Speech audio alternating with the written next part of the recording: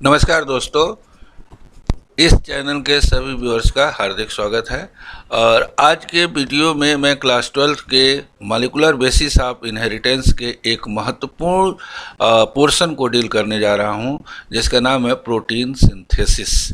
Protein synthesis में हम लोग आज क्या पढ़ेंगे कि how many steps it is taken place, it is completed, कितने स्टेप में कंप्लीट होता है, इसके लिए प्रोटीन सिंथेसिस के लिए क्या क्या ज़रूरत होती है, कोडान क्या होते हैं, उनके कैरेक्टरिस्टिक्स क्या होते हैं।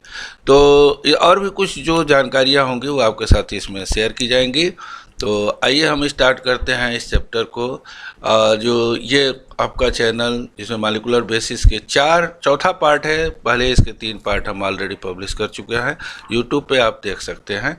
तो इसका जो पहला टॉपिक है वो है प्रोटीन सिंथेसिस में क्या मतलब जो यहाँ पे आप देख सकते हैं कि ट्रांसक्रिप्शन एक वर्ड लिखा हुआ है, ये क्या है। तो मैं थोड़ा सा ब्रीफ इसके बारे में इंट्रोडक्शन दे दूँ, उसके बाद से हम आते हैं ट्रांसक्रिप्शन के ऊपर।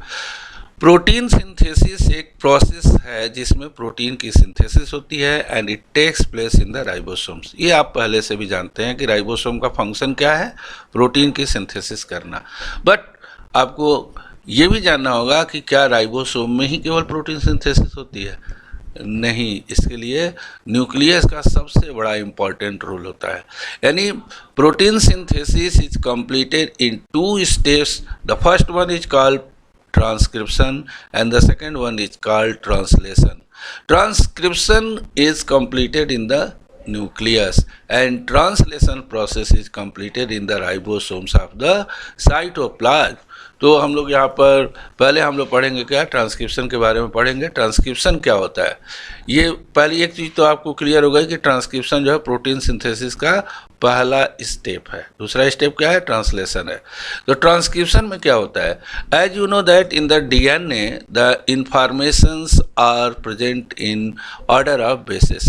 यानी जो बेस का क्रम होता है that decide the order of amino acid, and the order of amino acid very important for their functions. So transcription में क्या होता है कि डीएनए के अंदर जो इन्फॉर्मेशन स्टोर होता है उसी इन्फॉर्मेशन के बेस पर आरएनए की सिंथेसिस होती है। यानी formation of RNA from DNA in the nucleus is called transcription. Okay, चलिए ट्रांसक्रिप्शन को हम मैकेनिज्म को स्टार्ट करने से पहले हम कुछ और बेसिक नॉलेज ले लेते हैं, जैसे ट्रांसक्रिप्शनल यूनिट। ट्रांसक्रिप्शनल यूनिट क्या है? ट्रांसक्रिप्शनल यूनिट जो है ये एक जैसे यहाँ पर आप देख सकते हैं इस डायग्राम में कि ये एक डीएनए का सेगमेंट है, पार्ट है, और डीएनए बहुत लंबा होता है, बहुत सारे प्रोटीन के लिए रिस्पॉन्सिबल होता है। तो यहाँ पर एक यूनिट जो प्रोटीन जो फॉर्म करती है उसको यहाँ पर दिखाया गया है, जिसको हम लोग ट्रांसक्रिप्शनल यूनिट कहते हैं। और हर एक ट्रांसक्रिप्शनल यूनिट के 3 पार्ट होते हैं। एक होता है प्रोमोटर रीजन, दूसरा होता है स्ट्रक्चरल जीन, तीसरा होता है टर्मिनेटर जीन। आप यहाँ देखिए, ये जो बॉक्स बना है ये प्रोमोटर साइट है, और ये जो बीच का पोर्शन है इसको हम लोग स्ट्रक्चरल जीन कहते हैं, और ये जो पोर्शन होता है इसको हम लोग कहते हैं टर्मिनेटर रीजन। यानी प्रोटीन सिंथेसिस यहीं पर आरएनए पॉलीमरेज बाइंड होगा, देन स्ट्रक्चरल जीन में जो इन्फॉर्मेशन होगी वो मैसेंजर आरएनए में कन्वर्ट हो जाएगा, और यहाँ पे टर्मिनेटर रीजन में जैसे ही आरएनए पॉलीमरेज पहुँचेगा इसका चेन की टर्मिनेशन हो जाएगी। तो ये ट्रांसक्रिप्शनल यूनिट के बारे में इम्पोर्टेंट चीज़ें रहीं। कुछ और चीज़ें हैं जिसको मैं आपके साथ शेयर करना चाहूँगा।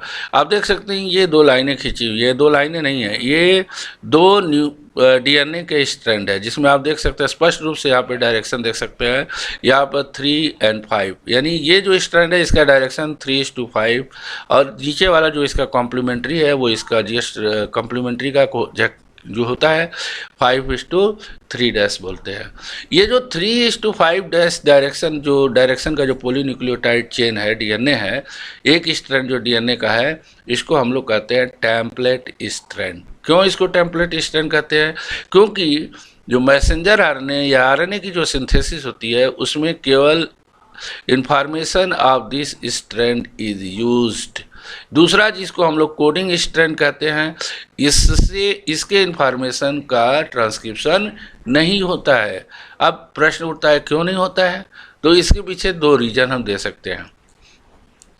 पहला रीजन है कि अगर दोनों स्ट्रैंड ट्रांसक्राइब हो तो क्या होगा। हमको सोचना होगा कि अगर दोनों स्ट्रैंड ट्रांसक्राइब हो तो 2 मैसेंजर आरएनए बनेंगे और दोनों एक दूसरे के कॉम्प्लीमेंट्री होंगे। इस तरीके से जो कॉम्प्लीमेंट्री आरएनए बनेंगे वो डबल स्ट्रैंडेड आरएनए में कन्वर्ट हो जाएंगे, तो फिर प्रोटीन नहीं बनेगा। यानी जो ट्रांसफ़र ऑफ इनहेरिटेंस प्रोसेस है वो क्या होगा, ब्लॉक हो जाएगा, वो रुक जाएगा, वो डिस्टर्ब हो जाएगा। ठीक है, इसलिए एक स्ट्रैंड का सिंथेसिस होता है। दूसरा जो रीजन इसके पीछे दिया जाता है वो ये है कि अगर सपोज दोनों स्ट्रैंड का ट्रांसक्रिप्शन हुआ, आरएनए बने और उससे प्रोटीन भी बन गए, तो दोनों जो प्रोटीन होंगे वो एक दूसरे का अपोजिट नेचर के होंगे, एंटागोनिस्टिक नेचर के होंगे और they cause hindrance in the metabolic processes. इन दो रीजन को हम लोग यहाँ देख सकते हैं कि आप ये दो रीजन के दो जो रीजन्स हैं इसके काज के, उसको आगे भी डिस्कस करेंगे। इससे पहले हम देख लेते हैं टाइप ऑफ आरएनए। ये हम इससे पहले के वीडियो में आपको डिफरेंट काइंड्स के आरएनए और उनके फंक्शंस के बारे में ऑलरेडी बता चुके हैं, लेकिन एक बार और रिवाइज कर देना चाहते हैं। Messenger RNA act as a template for translation के लिए ये टेम्पलेट का काम करता है मैसेंजर आरएनए। यानी मैसेज जो डीएनए से इसके अंदर स्टोर है वो अमीनो एसिड के क्रम में ट्रांसलेशन में अमीनो एसिड जो ट्रांसलेशन में क्या होता है, अमीनो एसिड एक ऑर्डर में अरेंज किए जाते हैं। तो वहाँ पर जो अमीनो एसिड का ऑर्डर है that is decided by the message present in the messenger RNA.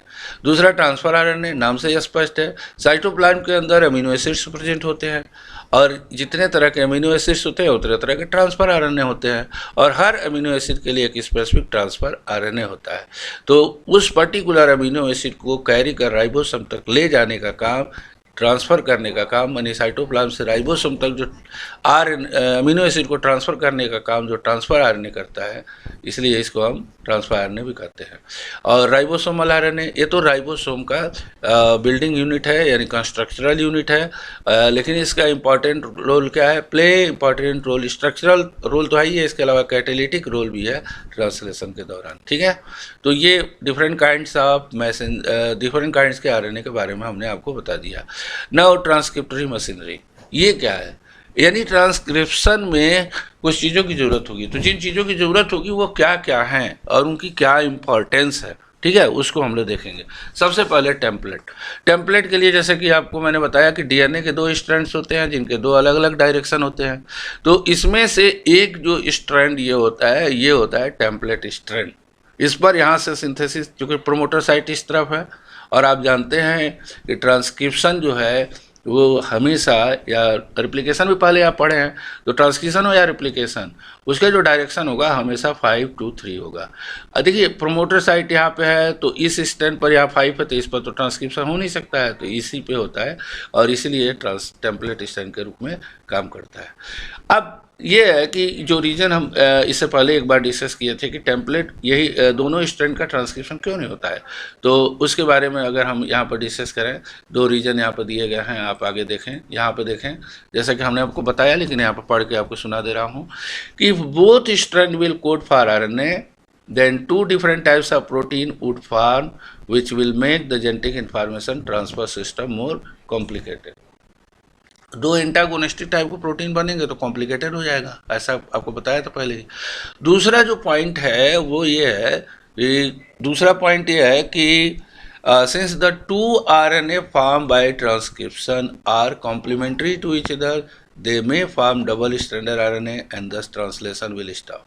यानी अगर बहुत ब्रीफ में कहें तो इसके 2 रीजन हैं। एक, अगर दोनों स्ट्रैंड ट्रांसक्राइब होंगे तो genetic information transfer system complicated हो जाएगा। दूसरा, ये दोनों स्ट्रैंड आपस में क्या होंगे, डबल स्ट्रैंडेड आरएनए में कन्वर्ट हो जाएंगे तो ट्रांसलेशन विल स्टॉप। यानी क्या होगा, जेनेटिक इंफॉर्मेशन सिस्टम कॉम्प्लिकेटेड ना हो और ट्रांसलेशन भी ना रुके, इसलिए ये दोनों स्ट्रैंड का ट्रांसक्रिप्शन नहीं होता है, केवल एक स्ट्रैंड का ट्रांसक्रिप्शन होता है और उसका डायरेक्शन होता है 3 to 5। अदर जो इसके लिए मशीनरी चाहिए वो चाहिए आरएनए पॉलीमरेज, बहुत इंपॉर्टेंट पार्ट है। आरएनए पॉलीमरेज में 5 पॉलीपेप्टाइड यूनिट्स होती हैं, alpha alpha dash, beta beta dash और ओमेगा, ये 5 यूनिट मिलकर आरएनए पॉलीमरेज बनाती हैं। लेकिन ट्रांसक्रिप्शन के लिए एक और यूनिट की ज़रूरत होती है जिसको हम लोग कहते हैं सिग्मा फैक्टर। सिग्मा फैक्टर जो है आरएनए पॉलीमरेज को एक्टिवेट करता है, प्रोमोटर साइट को बाइंड करने में हेल्प करता है, और इनिशिएशन में आरएनए सिग्मा फैक्टर का बहुत इंपॉर्टेंट रोल है। यानी आप एक लाइन में याद रख सकते हैं कि sigma factor play very important role in initiation of transcription. दूसरा ये सिग्मा फैक्टर के बारे में बताया। तीसरा है रो फैक्टर। देखिए रो फैक्टर क्या है? रो फैक्टर जो है ये टर्मिनेशन फैक्टर है। ये आरएनए पॉलीमरेज जब टर्मिनेटर साइट पे आप यहाँ से देखिए, आरएनए पॉलीमरेज यहाँ बाइंड हुआ, फिर ये यहाँ पर मैसेंजर आरएनए की सिंथेसिस हुई, और जैसे ही टर्मिनेटर साइट पे पहुँचा यहाँ पे रो फैक्टर आरएनए पॉलीमरेज को स्टॉप करेगा और ट्रांसक्रिप्शन रुक जाएगा, ट्रांसक्रिप्शन स्टॉप हो जाएगा, और चेन जो होगी वो टर्मिनेट हो जाएगी। ठीक है, तो ये उसके अलावा जो और इम्पॉर्टेंट फैक्टर है क्या है? राइबोन्यूक्लियोटाइड्स। ये देखिए जो आरएनए बनेगा उसके लिए न्यूक्लियोटाइड चाहिए, तो 4 तरह के न्यूक्लियोटाइड्स यूज होते हैं, एटीपी, जीटीपी, सीटीपी और यूटीपी। रिमेंबर यहाँ टीटीपी जो न्यूक्लियोटाइड होगा वो नहीं होगा क्योंकि वो डीएनए में होता है, ये तो आप अच्छी तरह जानते हैं। चलिए आगे चलते हैं। अगला टॉपिक है मैकेनिज्म ऑफ ट्रांसक्रिप्शन। ये ट्रांसक्रिप्शन की जो मशीनरी है, मैकेनिज्म है, वो उसमें क्या होता है ट्रांसक्रिप्शन में कि क्या क्या क्या कौन कौन से स्टेप होते हैं। तो देखिए इसमें एक तो पहला होगा कि जो अमीनो एसिड्स जो न्यूक्लियोटाइड्स यूज़ होंगे वो एक्टिवेटेड होंगे, एनर्जेटिक होंगे, ताकि फास्फोडाइएस्टर बॉन्ड बने। इसके अलावा जो 3 मेन स्टेप्स यहाँ पर जो दिखाए गए हैं आप देख सकते हैं, इनिशिएशन, इलॉन्गेशन और टर्मिनेशन, ये 3 स्टेप्स हैं ट्रांसक्रिप्शन के। तो चलिए हम पढ़ते हैं, स्टार्ट करते हैं। क्या? Initiation of ribo nucleotide chain. RNA क्या होता है? राइबो न्यूक्लियोटाइड चेन होती है, यानी बहुत सारे जो राइबोटाइड्स होते हैं, चाहे राइबो न्यूक्लियोटाइड्स होते हैं, फास्फोडाइएस्टर बॉन्ड के द्वारा जुड़ करके आरएनए फॉर्म करते हैं। तो इसमें अब क्या होता है, मैं एक बार ब्रीफली इसको आपको समझा दूं, उसके बाद से जो है फिर इसको हम लोग पढ़ेंगे। आपको इसको समझाने के लिए मैं आ जाता हूं एक डायग्राम के ऊपर। ये आप देख सकते हैं इस डायग्राम को।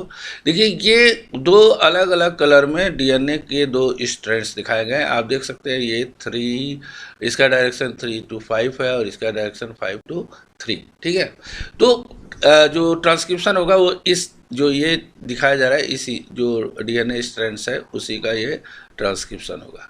तो सबसे पहले क्या होगा, ये देखिए यहाँ पर ये आरएनए पॉलीमरेज एंजाइम है जो क्या करेगा, आरएनए के सिंथेसिस के लिए रिस्पॉन्सिबल होगा। यानी polymerization of nucleotides is done by RNA polymerase. अब यहाँ पे ये जो सिग्मा फैक्टर है देखिए इसके बीच में आकर के ज्वाइन कर दे रहा है।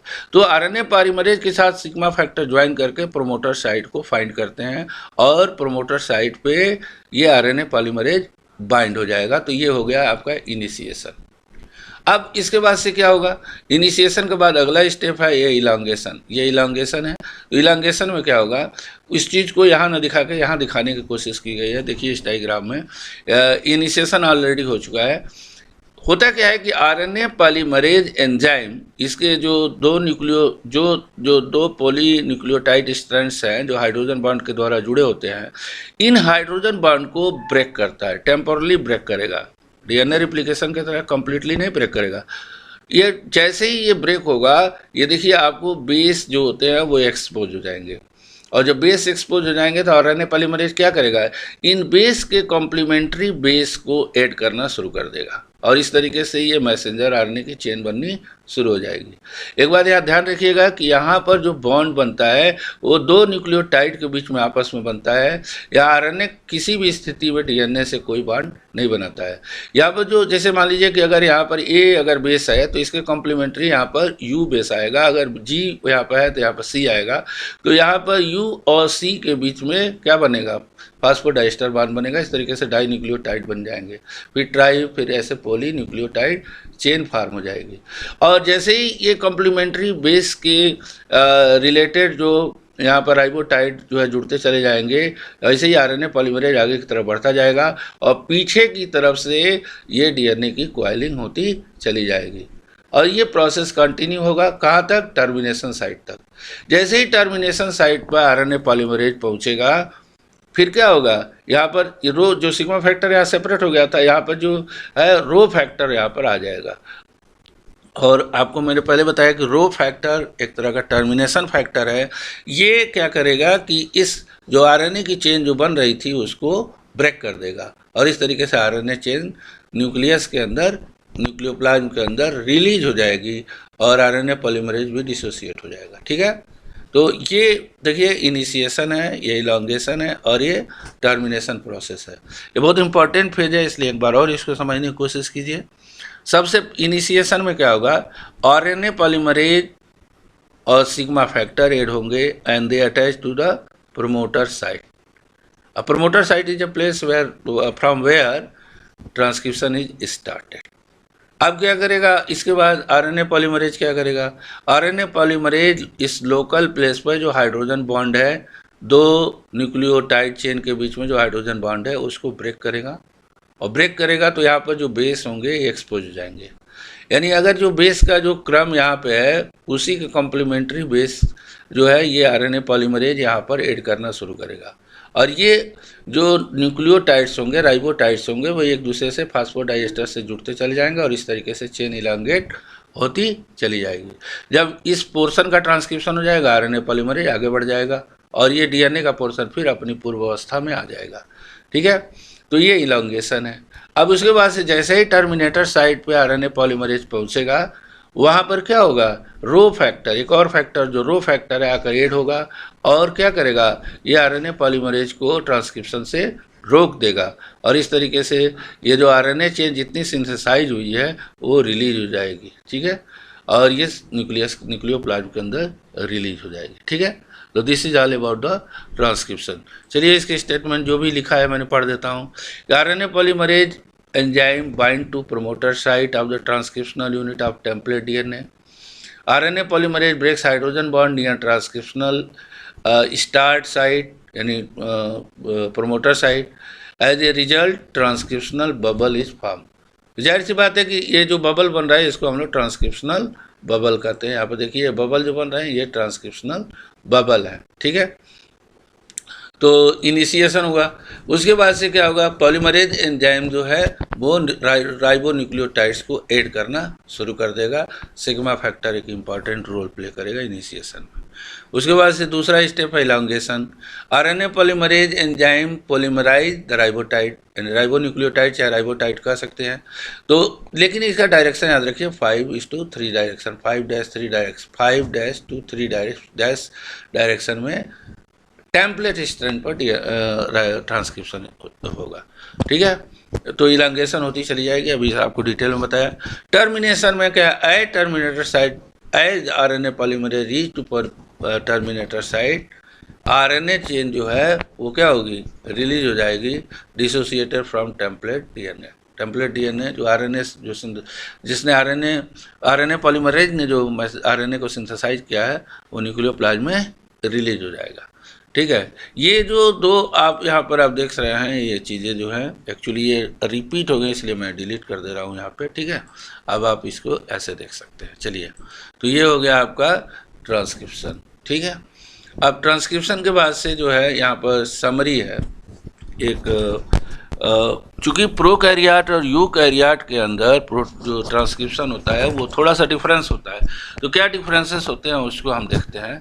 प्रोकैरियोटिक ट्रांसक्रिप्शन में जो स्ट्रक्चरल जीन है वो पॉलीसिस्ट्रॉनिक होती है और कॉन्टिन्यूअस होती है। ठीक है, लेकिन structural gene in eukaryote monocistronic होगा और डिसकंटिन्यूअस होगा। ये डिफरेंस याद रखिएगा।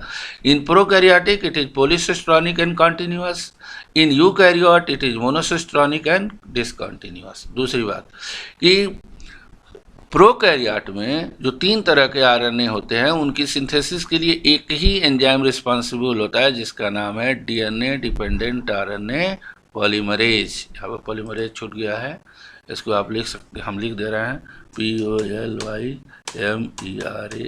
पॉलीमरेज एंजाइम रिस्पॉन्सिबल होगा। लेकिन यूकैरियोट में 3 अलग अलग तरीके के जो आरएनए हैं उनके लिए अलग अलग एंजाइम होते हैं। जैसे ये आरएनए यानी राइबोसोमल आरएनए है, इसके लिए आरएनए पॉलीमरेज फर्स्ट, और मैसेंजर आरएनए के लिए आरएनए पॉलीमरेज सेकंड, और ये ट्रांसफर आरएनए के लिए आरएनए पॉलीमरेज थर्ड को आप याद कर सकते हैं। अब याद करने के लिए एक आपको थोड़ा सा सुविधाजनक एक ट्रिक बता दे रहा हूँ। ये आरएनए पॉलीमरेज 1 2 3 आपको याद ही रहेगा, और 1 2 3 के क्रम में RMT आप जो है वो याद रख सकते हैं, ठीक है। तो कोई भी नाम लिख लीजिए, जैसे राम मनोहर तिवारी, ठीक है। राम मनोहर लोहिया का नाम सुना होगा, तो लोहिया की जगह पर तिवारी कर दीजिए, तो RMT ये याद रहेगा। जैसे भी याद करें आपको इनके क्रम में याद रखना है, ठीक है। अगला जो डिफरेंस है वो है कि newly synthesized messenger RNA does not require any processing. Prokaryote में आरएनए की प्रोसेसिंग नहीं होती है, यूकैरियोट में विदाउट प्रोसेसिंग ट्रांसलेशन नहीं हो सकता है, यानी processing of RNA is essential to make the effective RNA, ठीक है। तो ये 3 डिफरेंस है। अब इसका मतलब यहाँ पर एक वर्ड है प्रोसेसिंग ऑफ आरएनए। अब प्रोसेसिंग क्या होता है? जैसे कि हमने आपको बताया कि विदाउट प्रोसेसिंग डीएनए की प्रोटीन सिंथेसिस हो ही नहीं सकती है, तो भाई प्रोसेसिंग भी जान लेते हैं। तो आपको इस डायग्राम, इसी को हम लोग आरएनए प्रोसेसिंग को हम लोग पोस्ट ट्रांसक्रिप्शनल चेंजेस कहते हैं। यानी जो पोस्ट ट्रांसक्रिप्शनल चेंज होता है वो क्या होता है? आरएनए प्रोसेसिंग होता है। अब आप इस डायग्राम में देखिए, साइटोप्लाज्म साइड में एक बीच में जो है न्यूक्लियस है। न्यूक्लियस के अंदर ये जो है डीएनए है, और डीएनए की ये 2 स्ट्रैंड्स होते हैं। देखिए डीएनए के जो 2 स्ट्रैंड्स होते हैं उसमें 2 पार्ट होते हैं। एक होता है इंट्रॉन, नॉन कोडिंग पोर्शन है, और एक एक्सान जो कोडिंग पोर्शन है, ठीक है। जब ट्रांसक्रिप्शन होता है और जब मैसेंजर आरएनए, यहाँ जो आरएनए बनता है इसको हम लोग मैसेंजर आरएनए नहीं कहते हैं, इसको हम कहते हैं हेटेरोजीनस न्यूक्लियर आरएनए। ये प्रिकर्सर है मैसेंजर आरएनए का, ठीक है। प्रिकर्सर का मतलब कि मैसेंजर आरएनए जो बनेगा वो इसी हेटेरोजीनस आरएनए से प्रोसेसिंग के बाद बनेगा।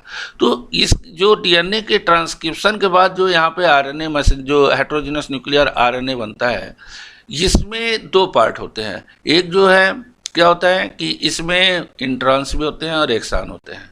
और अभी आपको बताया कि जो इंट्रॉन्स होते हैं इनका ट्रांसलेशन नहीं होता है, इनको UTR अनट्रांसलेटरी रीजन कहा जाता है, ठीक है ना। इनका ट्रांसलेशन नहीं होगा, तो क्या जरूरत है? इनको रिमूव करो, ये अनावश्यक है, क्योंकि ये इसको बल्कि बना दे रहे हैं। और इससे क्या नुकसान हो रहा है कि ये जो हेटेरोजीनस न्यूक्लियर आरएनए है, it can not go outside the nucleus through nuclear pore. ये इतना बल्कि होता है ना कि न्यूक्लियर पोर के थ्रू बाहर नहीं निकल पाएगा, और बाहर नहीं जाएगा तो साइटोप्लाज्म में ट्रांसलेशन कैसे होगा? तो इसलिए भी इसकी प्रोसेसिंग बहुत ज़रूरी होती है, ठीक है। इसका रीज़न क्या है? प्रेजेंस ऑफ इंट्रॉन, जो UTR होते हैं, जो अनट्रांसलेटरी रीजन्स होते हैं, उसके वजह से ये बल्कि हो जाता है, ठीक है। तो इनका जब अब हम पढ़ेंगे या हम देखेंगे इसमें इसका आरएनए प्रोसेसिंग कैसे होता है। तो आरएनए प्रोसेसिंग में जो मेन चीज़ है वो याद रखिएगा कि इंट्रॉन को हमको रिमूव करना है। हमारा एम क्या है? To remove intron. और जो इंट्रॉन को जब रिमूव करेंगे तो एक्सान टुकड़ों में बन जाएंगे, तो इन टुकड़ों को आपस में जोड़ करके हमें मैसेंजर आरएनए बनाना, ये हमारा टारगेट है। तो इसमें जो 4 स्टेप्स होते हैं वो क्या होते हैं? पहला होता है कैपिंग, दूसरा होता है टेलिंग, तीसरा होता है रिमूवल ऑफ इंट्रॉन, और चौथा होता है addition of the exons.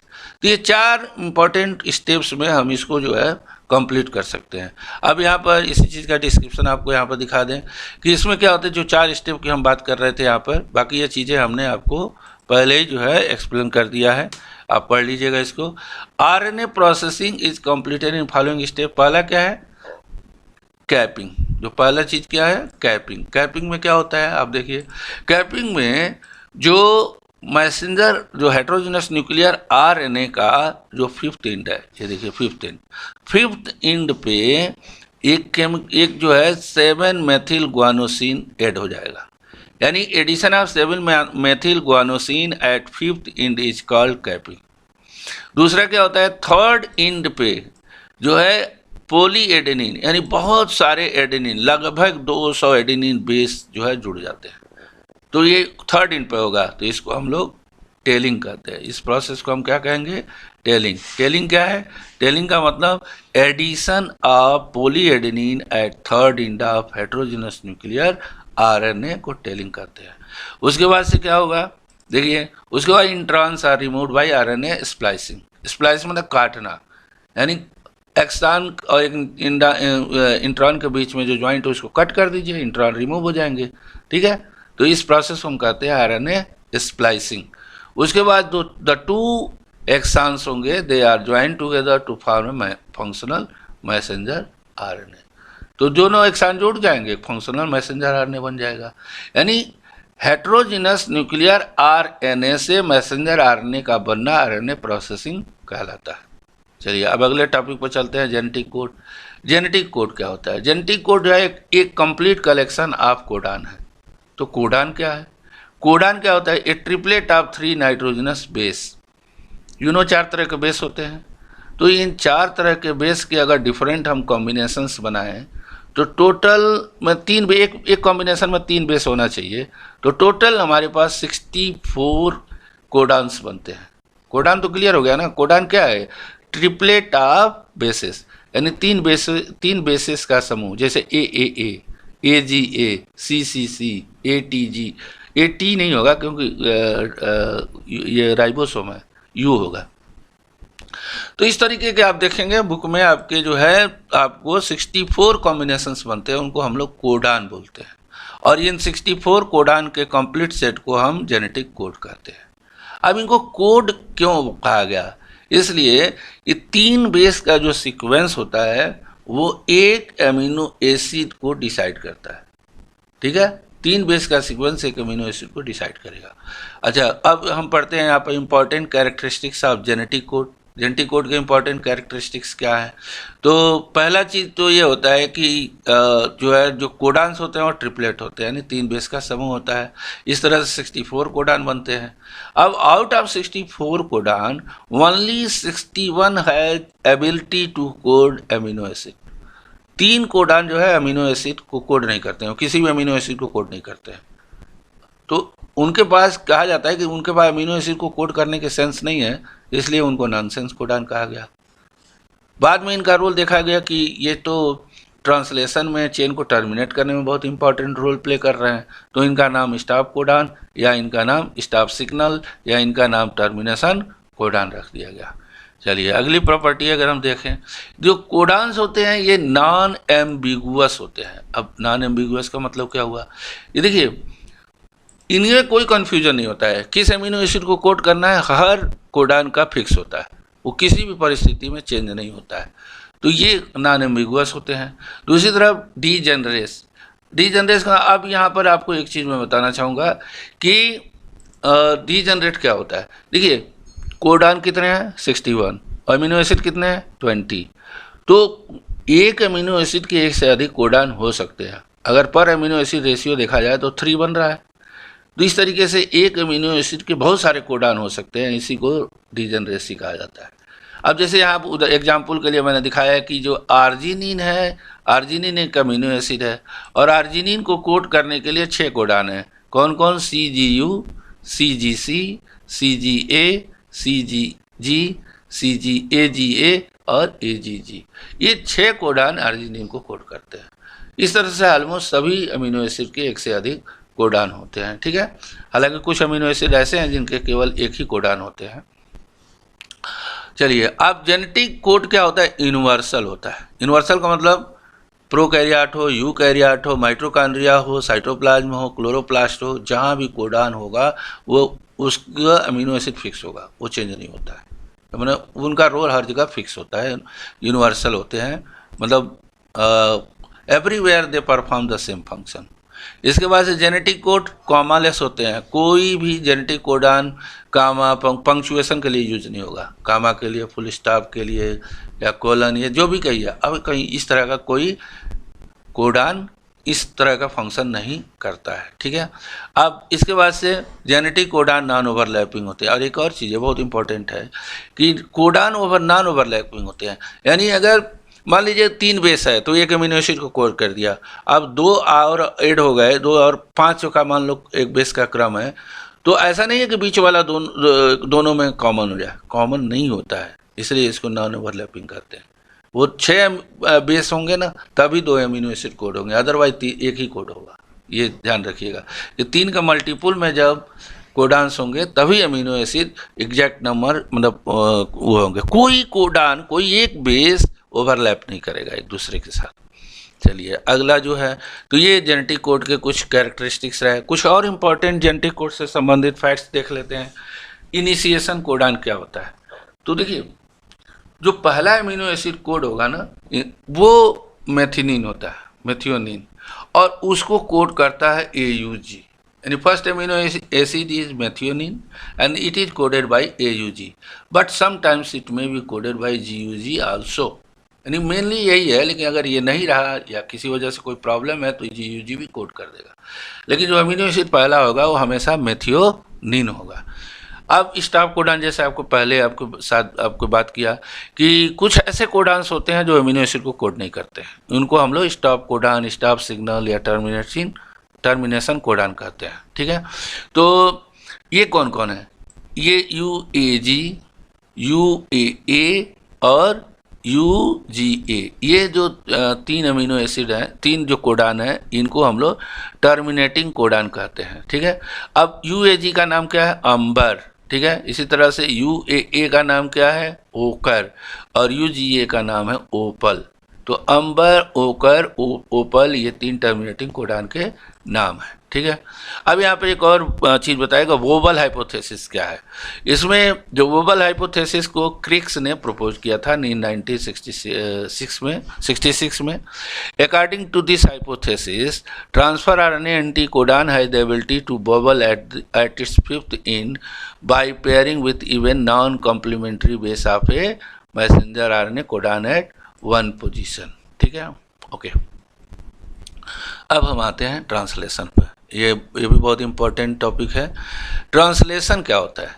Synthesis of amino acid from messenger RNA। Messenger RNA से पॉलीपेप्टाइड का बनना ट्रांसलेशन कहलाता है। और ये कहाँ पे होता है? ये होता है आपका साइटोप्लाज्म के अंदर होता है, राइबोसोम के अंदर होता है। ठीक है, यहाँ पे देखिए, ये process of formation of polypeptide chain from messenger RNA in ribosome is called translation. ठीक है, ट्रांसलेशन में अब यहाँ पर एक्टिवेशन देखा जाए। एक्टिवेशन क्या होता है? देखिए, अमीनो एसिड का एक्टिव होना बहुत ज़रूरी है, और आप जानते हैं कि ATP एनर्जी रिच कंपाउंड है। तो ATP के साथ जब अमीनो एसिड रिएक्ट करेंगे तो क्या बनेगा? Amino acid AMP enzyme complex, इसी को हम लोग कहते हैं activated amino acid.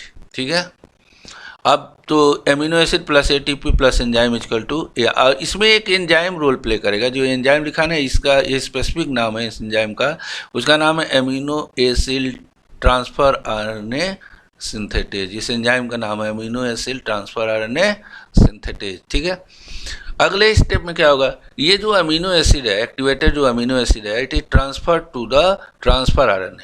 Transfer RNA के अमीनो एसिड बाइंडिंग साइट पे ये अमीनो एसिड अटैच हो जाते हैं, और जब अटैचमेंट होगा तो यहाँ पर देखिए अमीनो एसिड जुड़ गया किससे? ट्रांसफर RNA पर। कहाँ?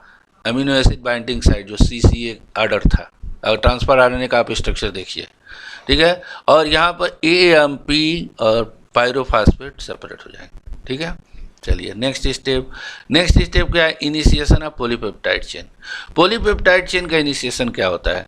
ये आप देखिए, एक चीज़ यहाँ मैं थोड़ा मिस कर गया है, एक डायग्राम यहाँ देना चाहिए था हमको राइबोसोम का, लेकिन आप डायग्राम को देख के और मैं जो समझा रहा हूँ उसको समझने की कोशिश कीजिएगा। देखिए, राइबोसोम में दो ऐसे, अगर आप देखिए, दो जो है वो साइट होते हैं। एक इधर जो साइट होता है, जो लेफ्ट हैंड साइड के जो साइट होता है, इसको हम लोग कहते हैं P साइट, पेप्टिडिल साइट, और जो यहाँ राइट हैंड साइड में जो साइट होता है इसको हम लोग कहते हैं A साइट। देखिए, फर्स्ट अमीनो एसिड आपको पता है कि मेथियोनिन होगा, that will come on the A site, P site. लेकिन जो A साइट है, यहाँ पर नेक्स्ट जो अमीनो एसिड होंगे they will come on the A site, और बीच में एक एग्जिस्ट होता है जिसमें से ट्रांसफर RNA अपने अमीनो एसिड को यहाँ पे दे के और फिर उससे बाहर निकल जाएंगे। ठीक है, तो अब यहाँ पर जो है इनिशिएशन में क्या होगा? ये जो हम जो यूनिट, जो देखिए, small unit of ribosome, messenger RNA, activated amino acid, GTP, magnesium ion and proteinaceous factors जो होते हैं, इनिशिएशन फैक्टर IF जिसको हम बोलते हैं, ये सब मिलकर एक कॉम्प्लेक्स बनाएंगे। यानी क्या होगा? जैसे ये RNA है, मैसेंजर RNA, इनिशिएशन साइट पे पहले स्मॉल सेगमेंट RNA यहाँ राइबोसोम यहाँ जुड़ जाएगा, और इसमें दो साइट होंगे, ए P साइट और A साइट।